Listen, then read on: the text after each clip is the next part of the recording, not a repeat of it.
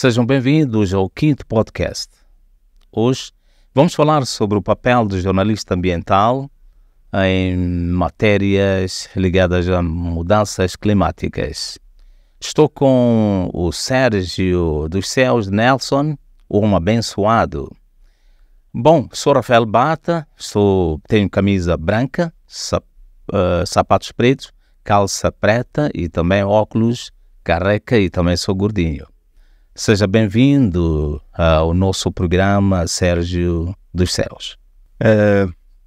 Permita-me agradecer primeiro por esta grande oportunidade, ambientes como este, para debater temáticas que têm que ver com o jornalismo ambiental e meio ambiente no geral, continua sendo de grande relevância no nosso país, tendo em conta as grandes dificuldades que ainda enfrentamos. Como já disse, meu nome é Sérgio dos Céus Nelson, tenho uma calça azul e um casaco azul, sapatos pretos, tenho um óculos de vista e tenho cabelos e sou um pouco magro comparativamente com o Bata.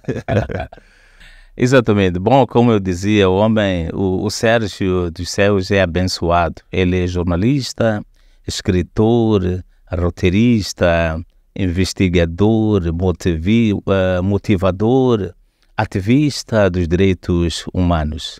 Bom, em 2013 ele fundou, a Associação dos Jornalistas Ambientais em Direitos Humanos, que trabalha nas comunidades rurais, mas com enfoque, para incutir ideias sobre o ambiente e também sobre os direitos humanos.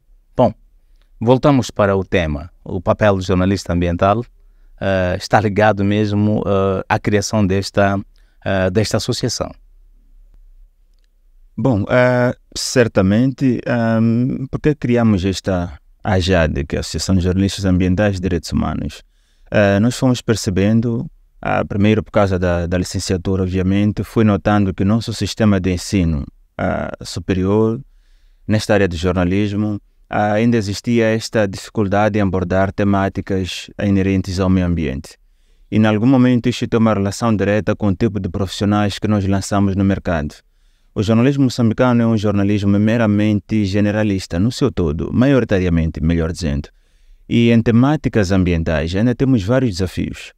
Porque as questões ambientais não podem ser questões defendidas apenas pelo biólogo marinho de conservação, pelo geógrafo, pelo ecologista, por em diante. Tem que ser uma luta assumida por todos os atores sociais. Quando pensei neste projeto em 2013, um pouco antes disso, mas em 2013 começamos a concretizar, convidei um amigo, na altura, Hilário Agostinho Mabota, que é nesse momento o coordenador-geral das atividades na associação, para que juntos pudéssemos pensar num projeto que influenciasse primeiro a classe jornalística, mas tendo em conta, obviamente, as instâncias de ensino, como é o caso da Escola de Comunicação e Artes, da UEM, e temos também a Escola Superior de Jornalismo e a Escola de Jornalismo. Era preciso que nós temos estado a interagir com essas instâncias de ensino, tanto é que organizamos em 2021, um debate na Escola de Comunicação e Artes sobre jornalismo ambiental. Tivemos lá oradores como o Adão Matimbe. Apesar de ele ser o jornalista desportivo, ele era responsável da cadeira de jornalismo especializado na ECA. Penso que ainda é, não estou atualizado. E era relevante que ele olhasse em parte para essa questão de especialização no jornalismo. Tivemos a Larissa, que é responsável de comunicação no Parque do Gorongosa. Tivemos o Carlos Serra, o ambientalista.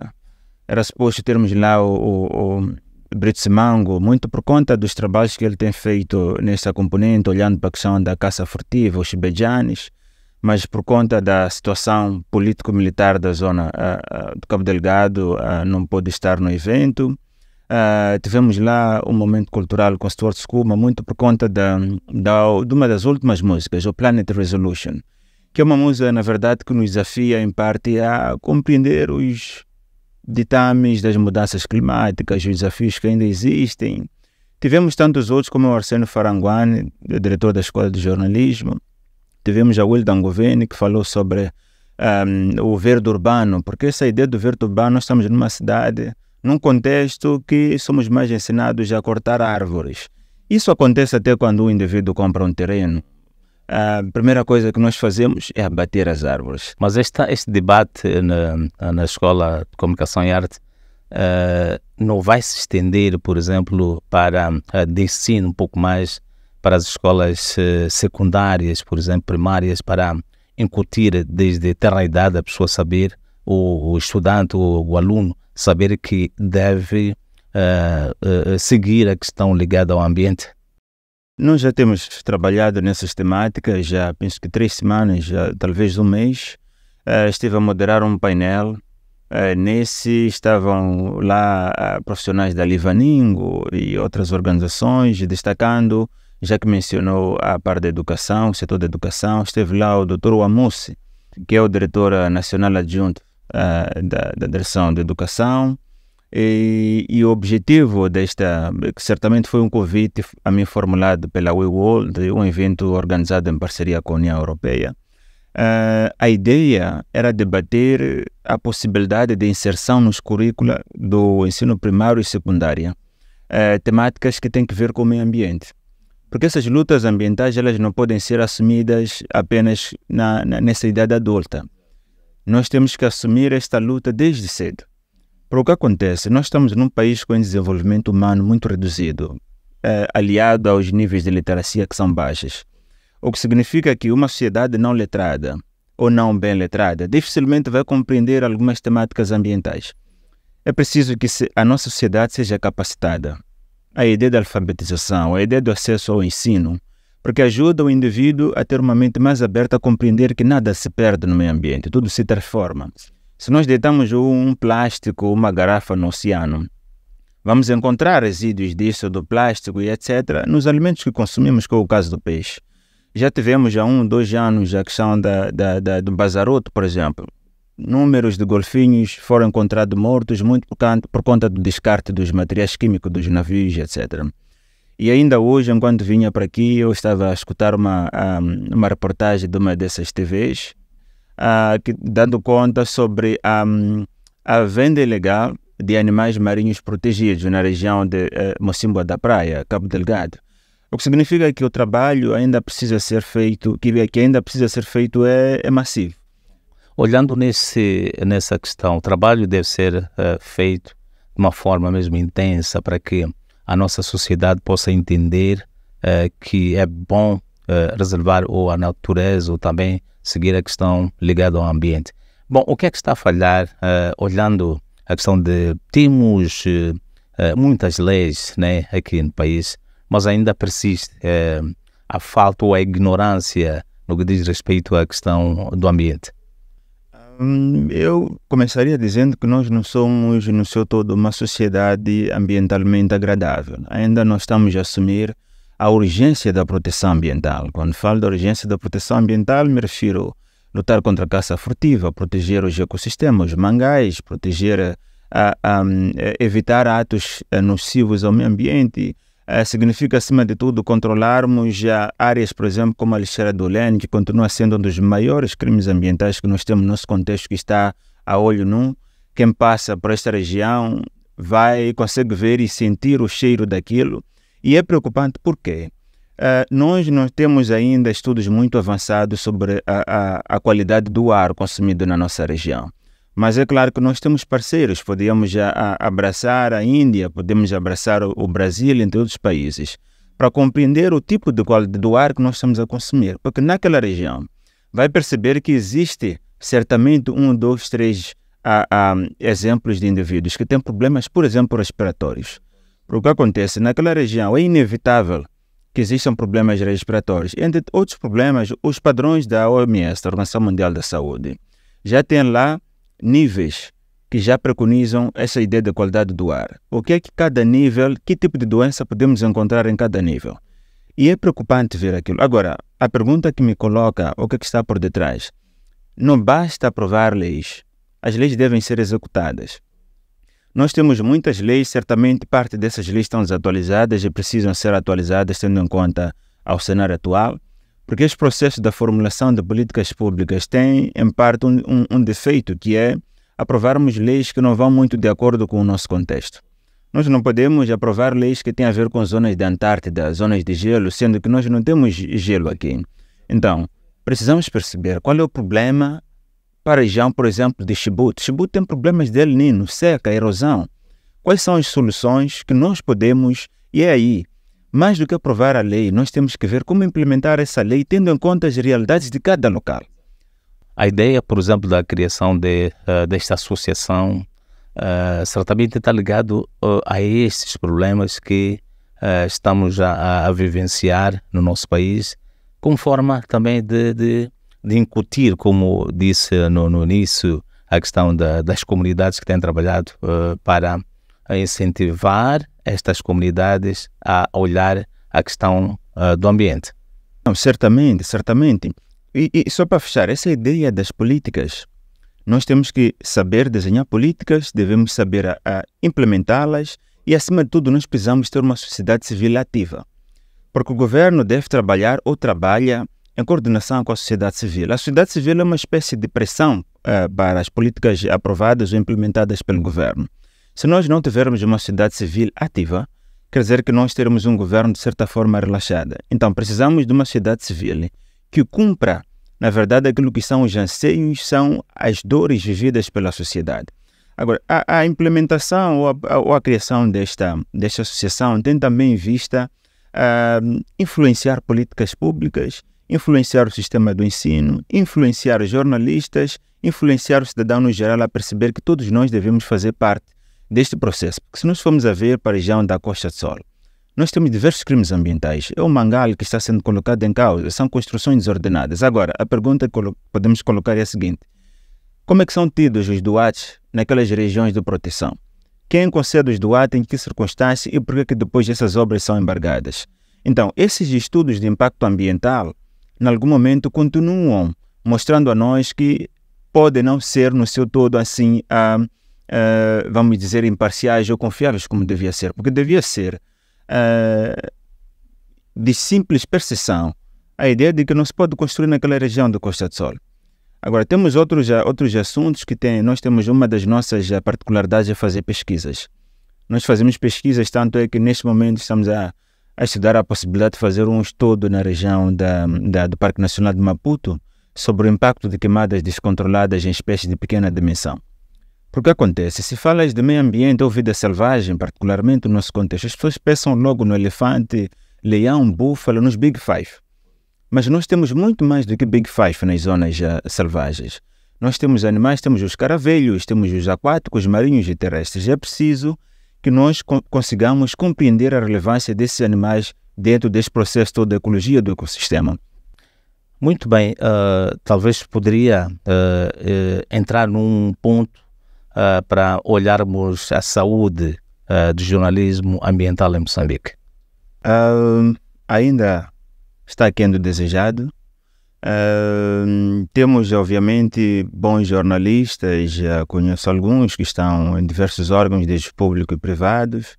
Tenho tido a oportunidade, de uma vez a outra, interagir com um jornalista respeitado da praça, que é o Leopoldo Agapito, que está na Rádio Moçambique, com quem trocamos ideias, uma vez que ele também fundou uma associação de jornalistas ambientais.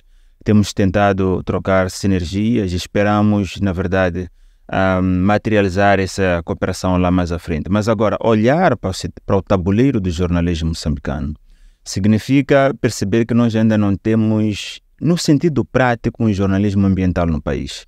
O que nós temos, maioritariamente, são peças sobre o meio ambiente e não necessariamente o jornalismo ambiental no sentido prático como tal. Porque nós não podemos chamar jornalismo ambiental o fato de eu cobrir, por exemplo, uma matéria do Ministério da Terra, por exemplo. Ou houve um assunto no Parque de Gorongosa, das Quimbas, no Parque do Banhine, de Limpopo, foi lá um jornalista e reportou, achamos que é um jornalismo ambiental. Não, o jornalismo ambiental, na verdade, todo jornalismo especializado preconiza alguns aspectos técnicos. Nós devemos compreender como deve ser feita uma pauta, uma peça sobre o jornalismo ambiental. Como fazer como encontrar o gancho, como encontrar o segredo necessário para que aquela matéria, aliás, consiga despertar a atenção social. Porque é preciso olhar para os 3 pilares do jornalismo: educar, entreter e informar. Mas iria me concentrar principalmente na ideia da informação. Se nós queremos informar, devemos saber trazer à ribalta uma grande reportagem que nos faça perceber, por exemplo, tivemos a situação do Dineu, tivemos a situação do Filipe, temos tantos ciclones que estão a acontecer na nossa região, estão a assolar o país. Como é que a comunicação pode fazer face a isso? Nós não podemos apenas reportar sobre esses assuntos quando estão a acontecer. Se já há uma iminência, nós temos que, como jornalista, ir atrás, por exemplo, de estudo de meteorologia, fazer uma pesquisa com eles, fazer uma pesquisa com os diversos profissionais das áreas ambientais, fazer uma pesquisa com os oceanógrafos para perceber o que é que está por detrás destas movimentações ao nível marinho, ao nível terrestre, o que é que pode ser feito. E agora, se nós trazemos essas reportagens, vamos despertar a atenção à sociedade sobre que cuidados devem tomar face a essas situações. Mas estas associações, a sua concretamente, e também disse que é uma outra associação de jornalistas ambientais, não têm trabalhado de forma a trazer essa iniciativa aos jornalistas para poder cobrir ou procurar falar sobre questões ligadas ao meio ambiente e também das mudanças climáticas? Nós já temos feito isso. Nós já, como dizia, um dos primeiros eventos realizados tiveram lugar na Escola de Comunicação e Artes. Olhamos a Escola de Comunicação e Artes como a mãe da formação de jornalistas no país. Claro, temos a SJ, também tem sua história, mas olhando para a Escola de Comunicação e Artes, achamos que lá poderíamos encontrar, e certamente estiveram lá estudantes e profissionais da Escola Superior de Jornalismo e da Escola de Jornalismo. Quisemos reunir lá uma classe. Estiveram lá também jornalistas da praça, porque achamos que era um momento para todos debatermos sobre a ideia de jornalismo e olhando para essa componente de mudanças climáticas. E é por isso que também, logo depois desse, tivemos, penso que no ano seguinte, um evento na Universidade de São Tomás. Trouxemos nesse painel, tivemos o Carlos Serra, como ambientalista, tivemos o Rui Silva, trabalha muito com a questão de resíduos sólidos, tivemos a Ana Gledes, uma das profissionais que mais admiro, ela é bióloga de conservação. Tivemos o Rodolfo Kumbane, um ecologista simplesmente excepcional do parque, ele está na ANAC, mesmo Ana Gledes, e o Rodolfo também, penso que já reformado agora, esteve por mais de 30 anos no Parque Nacional de Maputo, e trazer essas pessoas, tivemos lá agências de formação de Moçambique, como a IME e outros órgãos, que foram lá para debater. E nós achamos que influenciar a classe só será possível, uma das formas para influenciar a classe é organizar esses tabuleiros de debate. É organizar isso e certamente nós esperamos nos próximos tempos criar algum concurso ou um prêmio jornalístico na área ambiental. Mas será muito específico comparativamente a muitos lançados aí. E já existem conversas desencadeadas com instituições ou empresas que têm alguma acessibilidade nesta matéria e nos próximos tempos vão fazer isso. Por quê? Nós temos dentro da associação uma coisa que é chamada FIPA, que é Fundo Interno de Pesquisa da JAD. Esse FIPA tem como objetivo, um dos objetivos é, na verdade, garantir que os nossos repórteres e pesquisadores tenham condições para ir ao campo e pesquisar, porque dentro nós temos jornalistas, antropólogos, sociólogos, juristas, biólogos de conservação, desde licenciados até doutorados. Então, temos aqui uma oportunidade de tecer, tanto é que nos próximos tempos, ainda este ano, penso que ainda esse semestre, vamos organizar um workshop, uma conversa ambiental virada para a ideia de proteção dos parques e reservas e olhando também para a interferência disto no turismo. Esse debate que tiveram na Escola de Comunicação e Arte, de lá para cá, a nós se vislumbra algum sinal daquilo que os jornalistas poderão aprender lá? O que acontece é que o país ele ainda precisa percorrer, eu mesmo que falar de cinema moçambicano. Ao nível do jornalismo ambiental, nós precisamos fazer uma formatação de base. Se nós não conseguirmos introduzir nas redações, porque o que acontece? O Sérgio, quando entra na redação, ele é obrigado a fazer uma peça sobre política, sobre economia, sobre desporto, etc. No mesmo dia. A minha pergunta é, qual é a sensibilidade deste jornalista em aspectos que têm a ver com a especialização do jornalismo ambiental? Será que tem a ver com esse aspecto que acaba de mencionar, para o jornalista não correr atrás, por exemplo, de assuntos ligados a mudanças climáticas? Não é necessariamente isso. Porque o que acontece? Nós temos uma pauta da redação, mas o jornalista não é excluído ou não negado a possibilidade de criar uma pauta diferente, propor temas. E é por isso que encontramos ao nível das redações jornalistas que têm blogs. Porque quando algumas matérias não passam no seu órgão, esses jornalistas colocam nos blogs. Então, é preciso que nós, como jornalistas, tenhamos uma identificação, uma identidade, quis dizer. Porque esta identidade, que, salvo a redundância, vai nos distinguir dentro da redação. Vamos dizer, não, o Bata, ele tem uma queda, que se vais para a RM, por exemplo, vais encontrar uma Timb, está mais para desporto. Se vais para a Notícia, queres jornalistas virados para áreas jurídicas, vão-te encontrar lá o Decano, o Hélio Filimone, por exemplo. Vais para a TVM, queres questões ambientais e pesquisas em caça furtiva, está lá o Brito Simango. E assim sucessivamente. Mas o que acontece é, nós como jornalistas precisamos ter uma identidade. Não podemos ser tudólogos no jornalismo. Não podemos querer cobrir política. Temos que ter por mais que, porque assim, o jornal vende. Para vender o jornal, se é um jornal de 40 páginas, precisa certamente preencher as páginas. O que significa que, se for diário, eu posso correr com aquelas matérias de política e economia, mas vou guardando na minha gaveta uma peça ambiental que eu acho que vai entrar, por exemplo, numa edição da sexta-feira. Vou correndo com as peças diárias, mas tenho o meu trunfo para surpreender a redação. Ainda que não seja para surpreender, mas será um trabalho feito em coordenação com o chefe editorial, o chefe da redação. Cabe, em parte, melhorarmos o sistema de educação ou a formação dos jornalistas, e passa também pela sensibilidade do jornalista em matérias ambientais, mudanças climáticas, e também passa pelos próprios jornais. É normal nos últimos dias, e mesmo nessa situação do Filipe, encontrar um jornal sem peças ambientais. Isso não deveria ser aceitável, mas o que acontece? Os nossos jornais vendem a política.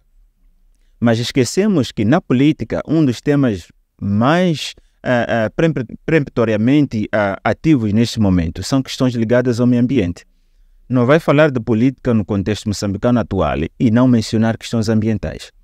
Então, eu penso que é questão de sensibilidade, é questão de inclusão, a questão da agenda setting.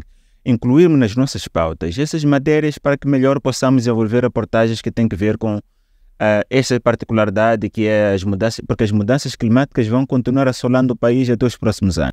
Mas é possível, olhando nessa questão das mudanças climáticas, com jornalistas que ainda estão refém das redações, mudarmos esse cenário? Penso que é possível. Primeiro é preciso trazer à rebalta um ponto. E é factual. Moçambique é dos países mundiais. A posição me escapa agora, não seria a quarta certamente, mas me escapa. É dos países, mas estamos pelo menos nos top 10 dos países mais suscetíveis a mudanças climáticas. Quer dizer, não estamos reféns a isso. Nas zonas costeiras ainda vamos vivenciar vários cenários. Então, como imprensa, como comunicadores, nós precisamos assumir essa causa. Porque nós não podemos esquecer uma das nossas maiores funções, que é educar. Não basta necessariamente informar sobre aspectos transversais. É preciso perceber que nós precisamos educar, fazer o indivíduo perceber que jogar o lixo no chão não é ético, não é uma boa prática da cidadania. Cortar árvores, por exemplo. Ao comprar um espaço, a ideia de cortar logo, tudo que fazemos é eliminar as árvores que estão ali. Mas depois tu reclamas, não tens sombra no terreno, no quintal. Então, tem muito a ver com a ideia da consciencialização. Esta ideia de melhorar o índice de desenvolvimento humano através do acesso à educação e, acima de tudo, a classe, ela está muito sensível. Por quê? Nós temos na classe pessoas que não passaram pela carteira ou não têm formação jornalística. Agora, são jovens, isso sempre aconteceu, mas são pessoas que entram na classe e por vezes não têm uma espécie de indução à classe. Então, se nós recebemos alguém que não saiu de uma formação nesta área, precisamos inseri-lo num período de indução para fazê-lo perceber o que é na verdade um jornalismo. Porque o que acontece? Se entras nas TVs encontramos os apresentadores. Apresentador não significa necessariamente que será um jornalista. O apresentador pode ser um indivíduo, por acharmos que tem uma boa aparência, etc., vamos levá-lo para a tela, vai ser ali o pivô, vai ser a cara da TV. Mas isso não significa que a pessoa poderá correr no campo. Agora, se queremos que essa pessoa corra no campo, temos que dar uma breve capacitação para, em particular, nessas questões ambientais, porque é preciso ter sensibilidade. O que é que acontece quando nós matamos um elefante? O que é que acontece quando matamos tantos outros animais? E qual é a repercussão disso dentro da vida do próprio ser humano? O que é que acontece desde o período dos paleolíticos e esse período todo até cá, quando perdemos, conforme a história diz, a ideia dos mamutes que foram extintos, etc., na época dos crustáceos, por em diante. Quais são as consequências para a vida sociais? Eu tive a oportunidade de estar em 2 debates, os 2 travados já nos Estados Unidos. Fui convidado, pelo Ben Lane, que é Ben Lane e George Church. Esses 2 criaram uma coisa chamada, é uma empresa que tem como objetivo de extinguir, ou seja, trazer de volta os animais extintos, que é o caso do mamute e tantos outros. Obviamente há debates contrários a isto, porque dizem que talvez o mundo nesta fase não esteja preparado para ter animais daquela dimensão, como é o caso dos mamutes. Mas já travei outros debates sobre a questão da justiça climática. Foi um debate travado por uma organização do Washington. E nesses debates tudo o que dissemos não podes implementar uma política ambiental dentro, por exemplo, de uma comunidade, sem envolver as comunidades. Porque acontece, nós entramos nas comunidades, as associações, muitas das vezes, principalmente as internacionais, elas já chegam no país com uma agenda aparentemente clara, mas na execução de algumas atividades não há muita clareza. Bom, talvez isso aconteça no nosso país, não é? Temos muitas políticas, mas a questão já da aplicabilidade dessas políticas não se faz sentir. Não, exatamente, já falávamos previamente. Não basta ter boas políticas e má implementação. Aliás, é aquilo que se diz já. Há bons planeadores e maus implementadores. Eu posso lhe entregar, recordo-me do ensino primário, era normal numa turma veres ao lado a prova do seu colega e estás aí a copiar, porque sabes que não podes copiar taxativamente, como está ali. Até ou não. Mas tinhas que editar algumas coisas. E mesmo editando, era normal tu tirares um 10 valor e o dono do teste ter um 20 valor. E tu te perguntava, mas como é que eu tirei 10 se eu copiei da pessoa que teve 20? É isso que nos leva a isso. Tem bons desenhadores de políticas e maus implementadores. Mas é preciso trazer à tona que isto também tem a ver com vontade política. Até que ponto existe vontade política em questões que têm a ver com o meio ambiente? Questões ambientais, é assim, nós já temos vivido essa questão dos ciclones já faz tempo, é histórico.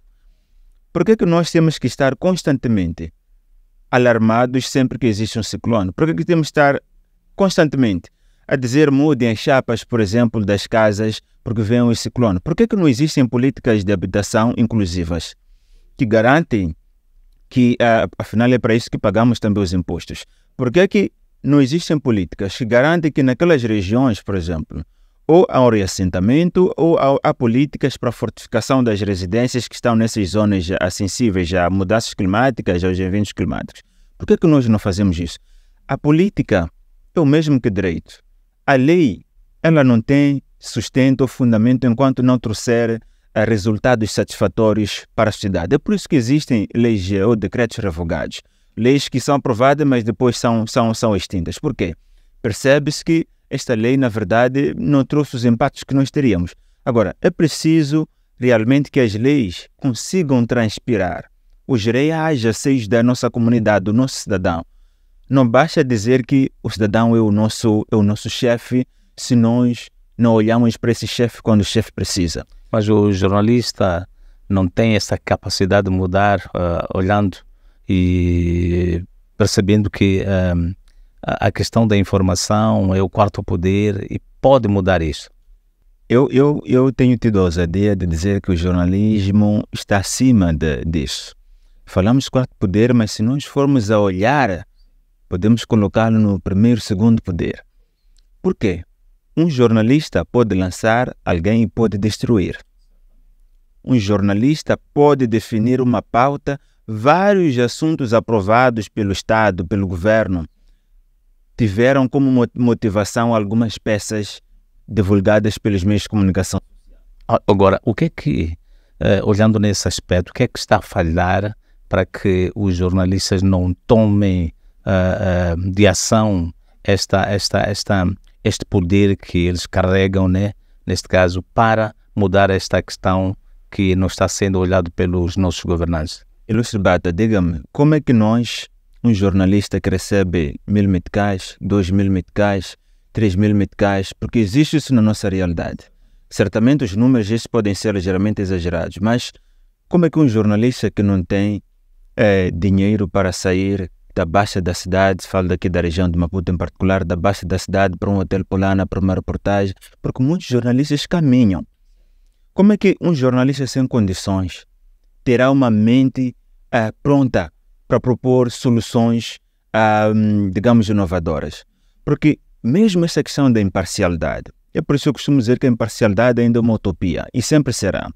Porque estamos a dizer o quê? Um jornalista com fome ou esfomeado dificilmente vai te trazer a peça como ela devia ser, porque está a descrever uma peça no nervosismo, porque o estômago está a roncar. O que eu estou a dizer é, a nossa classe precisa valorizar a imprensa. O Sindicato Nacional de Jornalistas, a Comissão Superior da Comunicação Social, precisam assumir o seu dever, que na minha ótica neste momento não estão a assumir.